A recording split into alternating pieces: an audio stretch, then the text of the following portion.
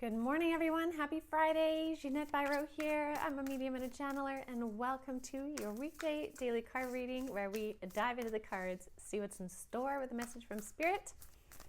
All right, I'm out of my office today. So this message is being recorded just after the Thursday one, but the energy is tapped straight into Friday.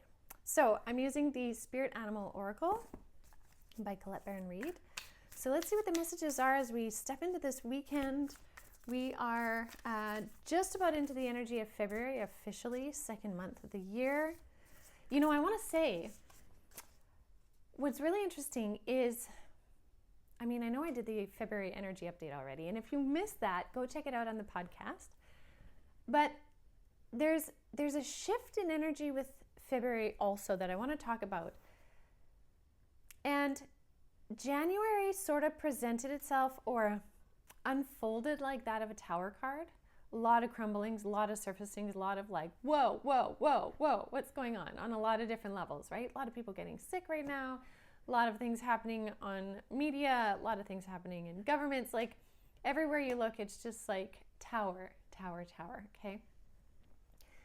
February, though, is this energy of really stepping into that idea of empowerment or agitation, right? Where you're really choosing, are you interacting with that, or are you choosing to walk away? It's kind of like an Eight of Cups energy, which is like walking away from something. February is where you're getting more empowered and you're like, no. I'm not into that. I'm not focusing my time on that. I'm taking a break from that, or this isn't serving me, but this is. I'm going to walk in this direction now. And we're getting more clear on that, and we're also getting more clear on the energy of 2025 because we've jumped in the pool in January, right? At first, maybe it was really cold and we're feeling like chaotic, but now we're starting to acclimate to it, and we're like, okay, so now what are we going to do?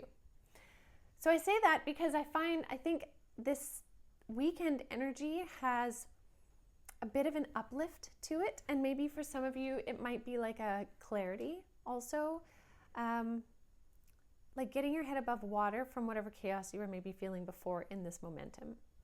So let's see what the cards say. All right, Spirit.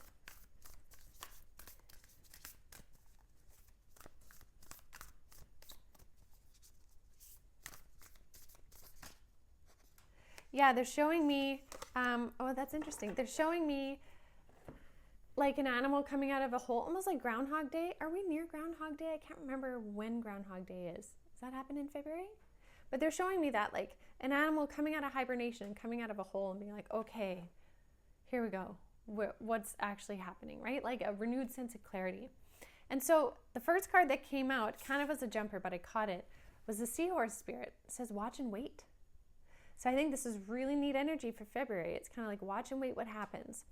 There's been a lot of like crumbling, but now you get to kind of see what unfolds. Now that doesn't mean there isn't going to be more crumbling. We're in a very transformative year, these next 3 years especially. But there's a umbrella theme carrying us into February, also into this weekend of watch and wait. See what comes, okay? All right, what else do we have here?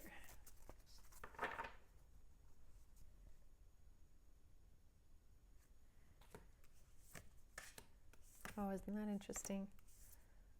Oh, I love this. I love this. So, okay, again, we had the Elephant Spirit. Is that 2 or 3 times this week? I can't recall.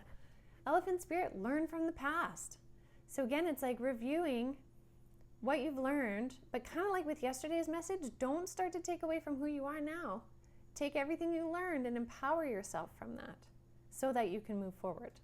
Okay, take it as wisdom, as power, as knowledge. Release the shame, the guilt, the whatever's holding you back, okay? Because you're in a position right now where you're really claiming your independence. And this really, to me, feels like that Eight of Cups that I was talking about. That Eight of Cups energy where you're like, listen, this serves me, this does not serve me. This I want to invest my time and my energy in, this I do not. And we're really stepping into that independent energy this month. Again, though, with more clarity. So you can really embrace this energy within you of independence, of being choosy, of feeling worthy of being choosy too, right? Like, don't be choosy out of kind of like, oh, I'm so sorry, but I'm going to have to say this. It's like, no, this is how I feel. This is what it is. And so this is why this is my boundary or my idea or whatever it is. You're in this energetic of independence, but like standing in that power, that superhero pose that we talk about with your hands on your hips. If you missed that one, they did it in Grey's Anatomy one time where you put your hands on your hips and you stand there. And they've actually done some studies where when you do that for 30 seconds to a minute, it actually empowers your body. It's really quite amazing. So some of you might need to take a pause, stand in that superhero pose, and then get back to what you were doing, and you'll notice how your energy will shift from it. It's pretty amazing. Okay, and then I love this card, the Eagle Spirit. Spirit has your back. And this is so true. This is what the guides have been saying over and over, is that they are stepping in more where they can. They are using their energetics more. They are bringing and pushing that light through the dark, not only for the collective, but for you as well. So when you align with who you are, you claim the independence of who you are, and you start making those choices in the direction of what you want to go, Spirit can jump on that wagon essentially and ride with you and then help add momentum to it, right? So the spirit world really has your back right now. They're also showing me that you might notice a lot of this connection happening in dream state too, maybe conversations or clarity coming in dream state. They're also showing me meditative state, and they're highlighting specifically visions. So for those of you that are clairvoyant, you might notice you have much more clarity in your visions this next while too, especially into this weekend.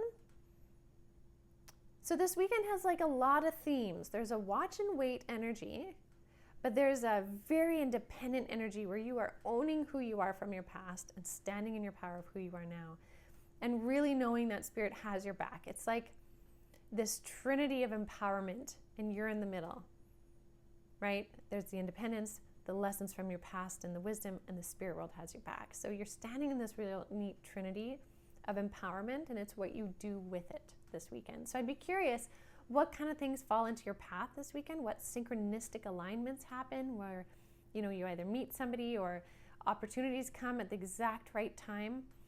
I feel a lot of that kind of magic in the air too for this weekend. So very interesting. All right, everyone, I will leave that with all of you. Have a beautiful, beautiful rest of your day, a wonderful weekend, and I will see you all on Monday. Have a good one.